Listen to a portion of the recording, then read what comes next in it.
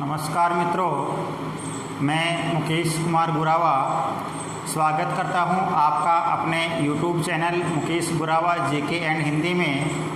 मित्रों, इससे पूर्व हमने कुछ वीडियो डाले हैं, लेकिन उसके बाद में कुछ तकनीकी व्यवधान आने के कारण हम लगातार वीडियो नहीं डाल पाए। अब आज से हमारी इस क्लास को हम कंटिन्यू करते हैं। तो मित्रों, इससे पूर्व हम जो बात कर रहे थे वो क्रिया की बात कर रहे थे। क्रिया 3 प्रकार की होती है। हमने देखा क्रिया के 3 प्रकारों में पहला प्रकार था कर्म के आधार पर क्रिया के भेद। दूसरा जो भेद है वो काल के आधार पर क्रिया के भेद। तीसरा भेद है प्रयोग या रचना के आधार पर क्रिया के भेद। हमने एक भेद पढ़ लिया था, कर्म के आधार पर क्रिया के भेदों को मैंने पढ़ लिया था। उसके बाद में दूसरा भेद आता है काल के आधार पर क्रिया के भेद।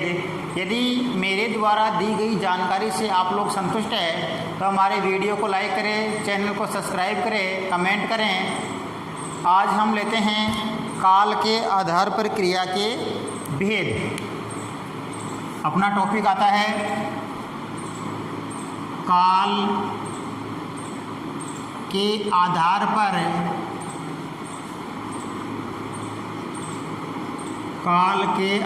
पर क्रिया के भेद। हम पढ़ रहे हैं दोस्तों काल के आधार पर क्रिया के भेद। बात करते हैं कि काल के आधार पर क्रिया के कितने भेद होते हैं। तो मित्रों, हम आपको बता दें कि काल कितने होते हैं। तो अपने काल होते हैं 3 काल होते हैं। ये 3 काल कौन कौन से होते हैं? तो 3 काल होते हैं। पहला भूतकाल, नंबर 2 वर्तमान काल और नंबर 3 भविष्यत काल। मित्रों, बात ही आती है कि काल किसे कहेंगे। तो काल किसे कहते हैं? क्रिया के घटित होने के समय को काल कहा जाता है। और काल मुख्य रूप से 3 प्रकार के होते हैं। यहाँ पर लिख देते हैं आपके सामने कि क्रिया के घटित होने के समय को काल कहते हैं। क्रिया के घटित होने के समय को काल कहते हैं। और काल मुख्यतः 3 माने जाते हैं। काल मुख्यतः 3 माने जाते हैं। कितने काल होते हैं मित्रों? 3 काल होते हैं। कितने काल हो गए? 3 काल होते हैं। पहला जो काल अपने सामने आता है वो है भूतकाल। पहला जो काल है वो है भूतकाल। उसके बाद में दूसरा जो काल आता है वो है वर्तमान काल। और तीसरा जो काल आता है वो है मित्रों भविष्यत काल। इस प्रकार से हम देखते हैं कि काल 3 प्रकार के होते हैं।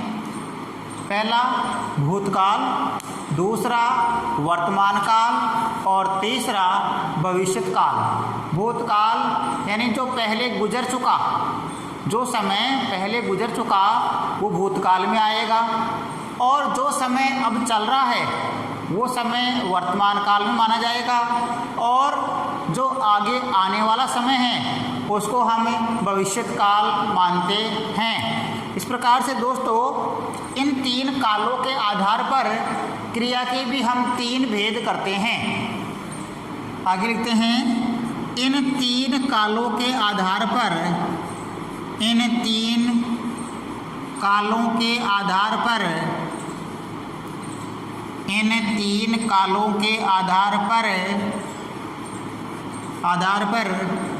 क्रिया के भी 3 भेद माने जाते हैं। क्रिया के भी 3 भेद माने जाते हैं। देखिए कौन कौन से हैं। जैसे काल का वर्गीकरण किया है, उन्हीं कालों के आधार पर हम क्रिया के भी 3 भेद मानते हैं। देखिए पहला भूतकाल है, तो भूतकाल के आधार पर हमने निर्धारण कर दिया भूतकालिक क्रिया का। भूतकाल के आधार पर क्रिया बन गई भूतकालिक क्रिया। उसी प्रकार से दूसरा जो काल है वो वर्तमान काल था। इसी वर्तमान काल के आधार पर हमने क्रिया बना दी वर्तमान कालिक क्रिया। कौन सी क्रिया बना दी मित्रों? वर्तमान कालिक क्रिया। तीसरा जो भेद अपने सामने आया वो भविष्यत काल, और भविष्यत काल के आधार पर क्रिया बनी भविष्यत कालिक क्रिया। भविष्यत कालिक क्रिया। इस प्रकार से दोस्तों हमने देखा कि काल के आधार पर क्रिया के कितने भेद हुए। काल के आधार पर हमने क्रिया के 3 भेद मान लिए। पहला भूतकालिक क्रिया, दूसरा वर्तमान कालिक क्रिया, और तीसरा भविष्यत कालिक क्रिया। अब हम बात करते हैं नंबर 1 पर जो भूतकालिक क्रिया है। इस भूतकालिक क्रिया के बारे में हम विस्तार से अध्ययन करते हैं कि भूतकालिक क्रिया कहाँ मानी जाती है। अब हम पहली क्रिया के बारे में पढ़ेंगे, और पहली क्रिया अपने सामने आई है वो है भूतकालिक क्रिया। भूतकालिक क्रिया के बारे में पढ़ रहे हैं हम। अपनी पहली क्रिया अपने सामने आती है भूतकालिक क्रिया। भूतकालिक क्रिया। तो मित्रों भूतकालिक क्रिया कहाँ मानी जाएगी, कहाँ होती है भूतकालिक क्रिया? तो क्रिया के गठित होने के समय या जारी समय से पहले कोई काम हो गया हो तो वह भूतकालीन माना जाएगा। वर्तमान में जो समय चल रहा है, इस समय से पहले यदि कोई घटना घटित हो गई तो वह क्रिया भूतकाल की मानी जाएगी। जैसे लिखते हैं क्रिया के जिस रूप के द्वारा क्रिया के जिस रूप के द्वारा क्रिया के जिस रूप के द्वारा किसी कार्य का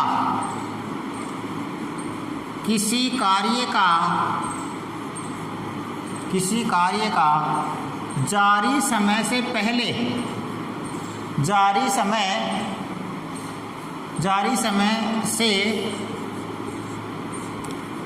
होना पाया जाए।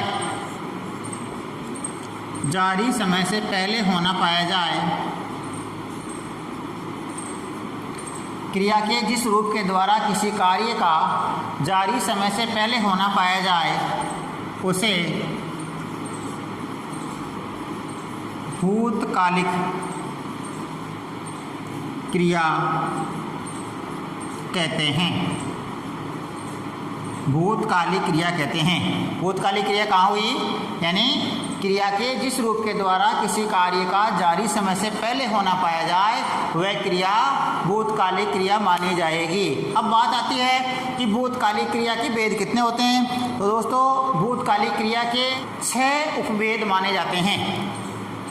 हम लिख देते हैं कि भूतकालिक क्रिया के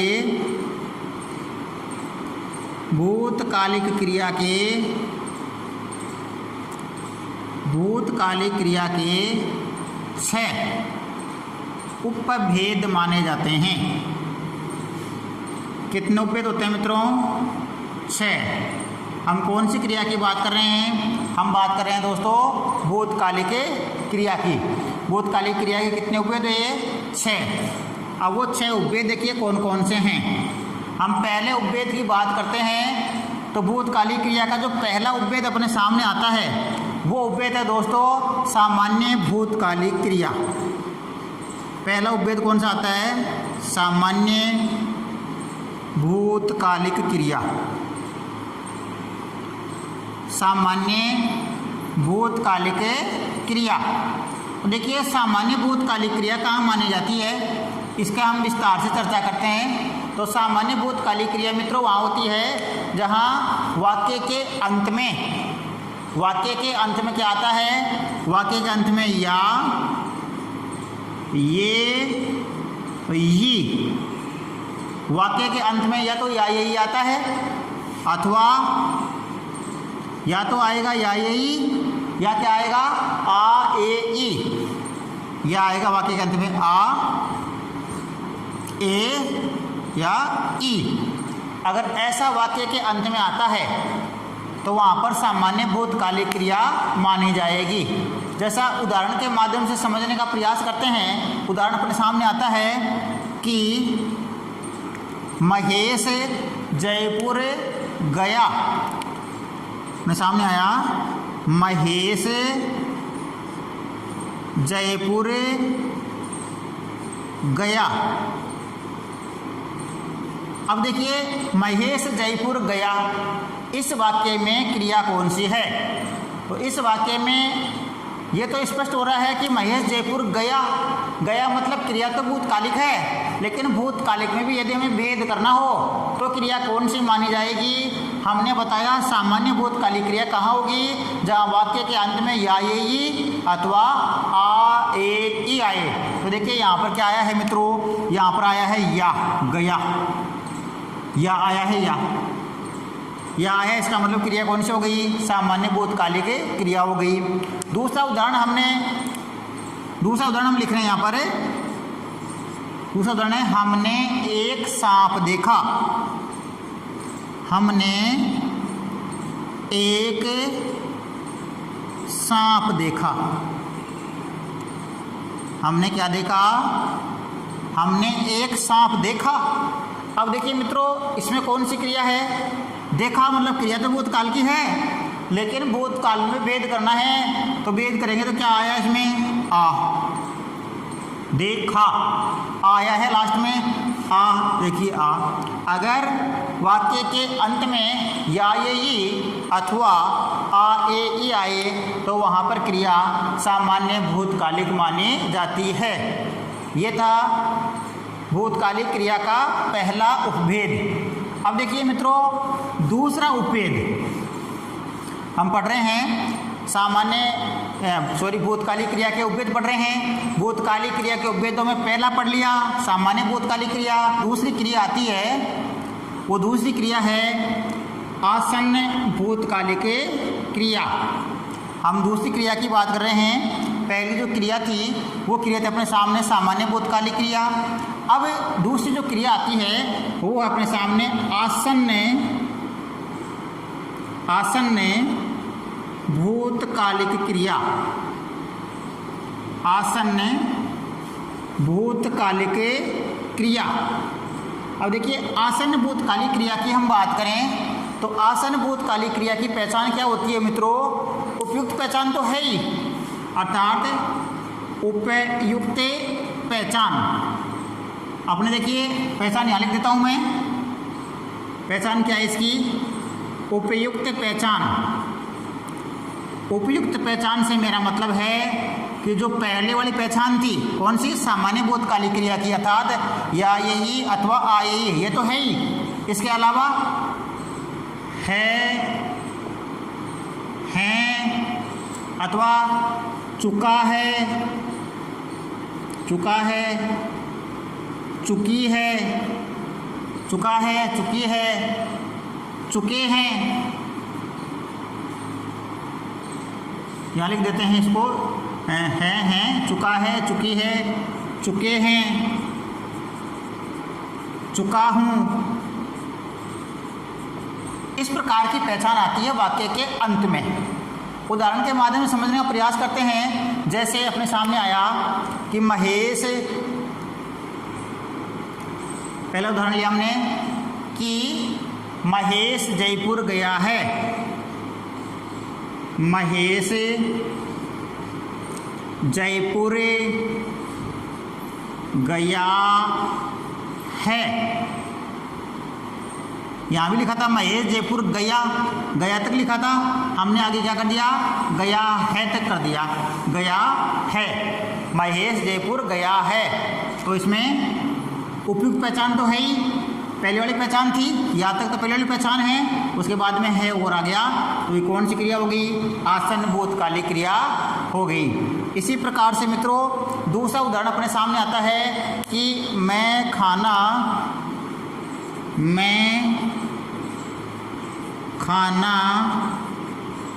खा चुका हूँ। मैं खाना खा चुका हूँ। अब देखिए चुका हूँ, इसमें है कि यहाँ पर चुका हूँ, ये रहा, ये पहचान हो गई, तो चुका हूँ है, यहाँ पर चुका हूँ आया है। चुका हूँ शब्दांश आने के कारण यहाँ पर क्रिया कौन सी हो गई? यहाँ पर क्रिया हो गई आसन्न भूतकालिक क्रिया। तो मित्रों आसन्न भूतकालिक क्रिया कहाँ मानी जाएगी? जहाँ पर सामान्य भूतकालिक क्रिया की पहचान तो होगी, अर्थात या ये ई अथवा आए ई, ये तो आएगा ही। इसके अलावा वाक्य के अंत में है या चुका है, चुकी है, चुके हैं, चुका हूँ, ऐसे शब्दांश यदि अंत में लिखे हुए आए तो वहाँ पर सामान्य भूतकालिक क्रिया मानी जाती है। इसी प्रकार से अब हम पढ़ रहे हैं तीसरी क्रिया। हमने देखा था कि भूतकालिक क्रिया के 6 उपभेद हुए। 6 उपभेदों में हमने पहला पढ़ लिया, दूसरा पढ़ लिया। अब अपने सामने भूतकालिक क्रिया का तीसरा उपभेद आता है और वो है पूर्ण भूतकालिक क्रिया। कौन सा आता है? पूर्ण भूतकालिक क्रिया। मित्रों देखिए पूर्ण भूतकालिक क्रिया कहाँ मानी जाएगी? तो पूर्ण भूतकालिक क्रिया की पहचान होती है कि उपयुक्त पहचान तो रहेगी, अर्थात पहले वाली जो पहचान थी वो पहचान तो रहेगी, उपयुक्त पहचान तो अपने सामने है ही, प्लस उपयुक्त पहचान के अलावा क्या आ जाएगा? उपयुक्त पहचान के अलावा था, थे, थी, था, थे, थी आ जाएगा, था, थे, थी आ जाएगा, या चुका था, चुका था, चुके थे या चुकी थी, इस प्रकार के वाक्य आएंगे। कौन से में? पूर्ण भूतकालिक क्रिया में। तो देखिए जैसे उदाहरण अपने सामने आया कि उदाहरण लिया हमने, महेश जयपुर गया था। महेश जयपुर गया था। उपयुक्त पहचान, या तक तो उपयुक्त पहचान है ही, अब था आ गया अंत में। था आने से कौन सी क्रिया हो गई? पूर्ण भूतकालिक क्रिया हो गई। इसी प्रकार से अगला उदाहरण हमने और लिया इसका कि उसने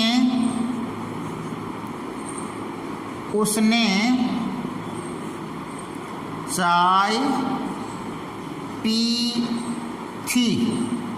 उसने चाय पी थी। अब देखिए इसमें थी आ गया है, पहचान थी क्या? उपयुक्त पहचान तो रहेगी, उसके अलावा था, थे, थी या चुका था, चुके थे, चुकी थी, ये पहचान आएगी। तो यहाँ पर क्या आ गया? उसने चाय पी थी आ गया। इसके कारण से क्रिया क्या है? यहाँ पर पूर्ण भूतकालिक क्रिया मानी जाएगी।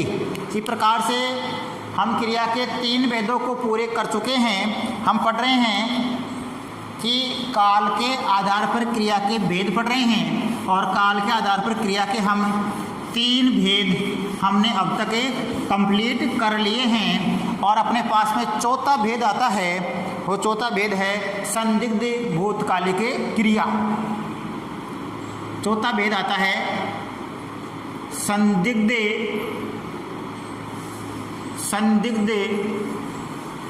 भूतकालिक क्रिया।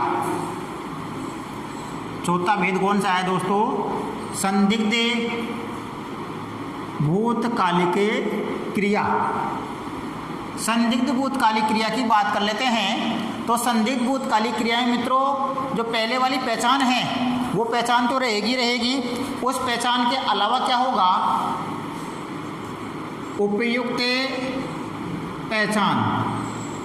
उपयुक्त पहचान से मेरा मतलब है कि पहले वाली पहचान रहेगी, इसके अलावा होगा, होगी, होंगे, ये आएगा। क्या होगा? होगा, होगी, होंगे, ऐसा लिखा हुआ आएगा। या फिर चुका होगा, या चुकी होगी, चुकी होगी, या चुका होगा, चुका होगा, ऐसा लिखा हुआ आएगा। क्या होगा? उपयुक्त पहचान अर्थात पहले वाली पहचान तो है ही, पहले वाली पहचान के अलावा क्या होगा? होगा, होगी, होंगे आएंगे अंत में, या फिर चुका होगा, चुकी होगी, चुके होंगे, इस प्रकार के वाक्य आते हैं। जैसे उदाहरण लें कि महेश जयपुर गया होगा। महेश जयपुर गया होगा, होगा आया इसमें, होगा मैंने बताया ना, होगा, होगी, होंगे, तो होगा शब्दांश आया। इसका मतलब क्रिया कौन सी है? संदिग्ध भूतकालिक क्रिया है। स्थिति संदिग्ध है कि महेश जयपुर गया होगा, अब गया होगा कि नहीं गया होगा, ये स्थिति संदिग्ध लग रही है, इसलिए क्रिया कौन सी है? संदिग्ध भूतकालिक क्रिया है। कि रमेश दिल्ली गया होगा, मैं कहूँ रमेश दिल्ली गया होगा। अब देखिए गया होगा, होगा इसमें आया है, तो क्या आया? संदिग्ध भूतकालिक स्थिति है। अब गया है कि नहीं गया है, तो ये स्थिति संदिग्ध है, इसलिए क्रिया कौन सी आ गई? संदिग्ध भूतकालिक क्रिया मानी जाएगी। 2 नंबर की जो क्रिया होगी वो होगी अपूर्ण भूतकालिक क्रिया। कौन सी होगी? अपूर्ण भूतकालिक क्रिया। 5वें नंबर की जो क्रिया अपने सामने आई है वो क्रिया है मित्रों अपूर्ण भूतकालिक क्रिया। इस अपूर्ण भूतकालिक क्रिया में क्या होगा? इसमें वाक्य के अंत में रहा था, क्या आएगा? रहा था, रही थी, रहा था, रही थी, रहे थे, रहे थे, या ता था, ती थी, ते थे, ता था, ती थी और ते थे, ऐसे शब्दांश लिखे हुए आएंगे। अपूर्ण भूतकालिक क्रिया में क्या आएगा? रहा था, रही थी, रहे थे, या ता था, ती थी, ते थे, ऐसे शब्दांश इसके अंत में लिखे हुए आते हैं। जैसे उदाहरण आया कि वर्षा, वर्षा हो रही थी, वर्षा हो रही थी। अब इसमें रही थी आया है, रही थी आया तो क्रिया कौन सी हो गई? अपूर्ण भूतकालिक क्रिया हो गई। ऐसे ही उदाहरण दो, मनीषा पढ़ रही थी। अब मनीषा पढ़ रही थी, इसमें रही थी आया है, रही थी आने के कारण अपूर्ण भूतकालिक क्रिया मानी जाएगी। इस प्रकार से दोस्तों हमने 5 भेद कंप्लीट कर लिए हैं और अंतिम भेद अपना आता है। हम पढ़ रहे हैं काल के आधार पर क्रिया के भेद, और काल के आधार में पहला हम देख रहे थे भूतकालिक क्रिया को। पहले हमने देखा भूतकालिक क्रिया को, अब हम भूतकालिक क्रिया के भी 6 उपभेद माने, 6 में से हमने 5 को देख लिया है और 6वां उपभेद हमारे सामने आ रहा है। 6वां उपभेद देखिए कौन सा है। 6वां उपभेद अपने सामने है मित्रों, वो है हेतु हेतुमद भूतकालिक क्रिया। हेतु हेतु मद भूतकालिक क्रिया, हेतु हेतु मद भूतकालिक क्रिया। देखिए दोस्तों, जैसा कि नाम से स्पष्ट है, हेतु हेतुमद भूतकालिक क्रिया, इसमें क्या होगा? इसमें शर्त जुड़ी होती है, इसमें वाक्य हैं वो यदि या अगर तो से जुड़े होते हैं। किससे जुड़े होते हैं? यदि या अगर तो, इससे वाक्य जुड़े होते हैं। यदि या अगर तो, इससे वाक्य जुड़े हुए होते हैं। जैसे मैं उदाहरण दूं कि यदि वर्षा होगी तो फसल भी होगी। यदि वर्षा होगी तो फसल भी होगी। अब देखिए मित्रों, इसमें क्या है, यदि और तो, यदि और तो से वाक्य जुड़े हुए हैं। यदि और तो से वाक्य जुड़े होने के कारण यहाँ पर क्रिया कौन सी है? हेतुमद भूतकालिक क्रिया होगी। दूसरा उदाहरण आता है अपने सामने, यदि तुम्हें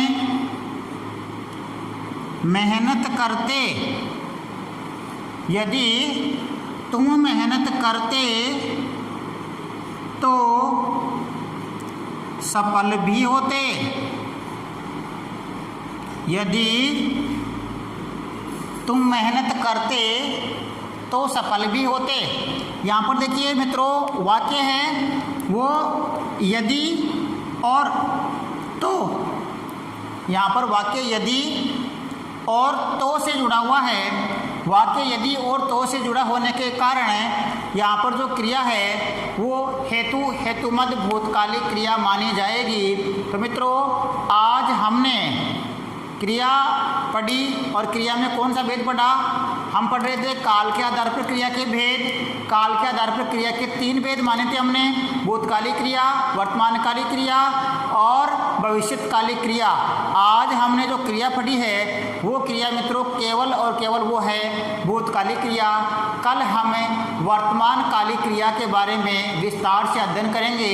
यदि मेरे द्वारा ये जानकारी आपको दी गई है, यदि इस जानकारी से आप लोग संतुष्ट हैं तो हमारे वीडियो को लाइक करें, चैनल को सब्सक्राइब करें और कमेंट करें और ज़्यादा से ज़्यादा अपने मित्रों में शेयर करें। यदि आपकी कोई राय हो तो आप हमें कमेंट के माध्यम से अवश्य सूचित करें।